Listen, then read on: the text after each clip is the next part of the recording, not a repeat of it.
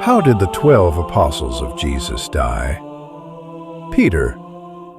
His death is not recorded in the Bible, but church history tells us he was crucified in Rome, Italy, upside down. Andrew.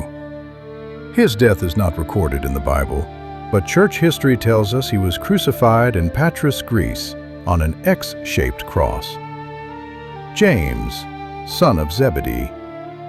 His death is recorded in the Bible, Acts 12:2. He was killed with the sword by King Herod in Jerusalem.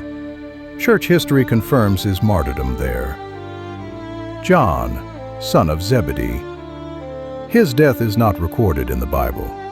The Bible tells us he was exiled to Patmos, but church history tells us he later died peacefully in Ephesus, the only apostle not martyred. Philip. His death is not recorded in the Bible, but church history tells us he was martyred in Hierapolis, modern-day Turkey. Bartholomew, Nathaniel. His death is not recorded in the Bible, but church history tells us he was martyred in Armenia, where he was flayed and then beheaded for his faith. Thomas. His death is not recorded in the Bible, but church history tells us he was martyred in India, killed by a spear near Mylapore, Chennai, while preaching the gospel. Matthew, Levi.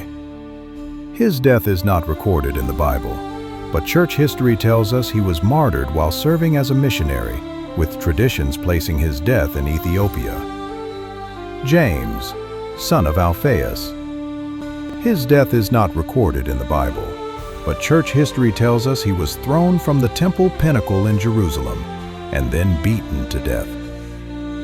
Thaddeus, Jude.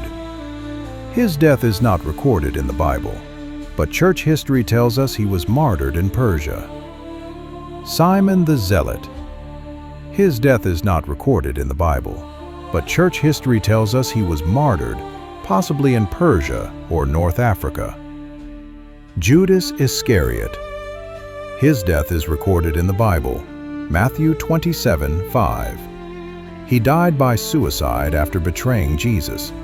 Not a martyr, but a tragic end. Even though the Bible does not record every detail of how each apostle died, their lives speak with great strength. These men walked with Jesus, they listened to his teachings, and after his resurrection, they saw him alive. Because they had seen him, because they knew him, their faith was unshakable.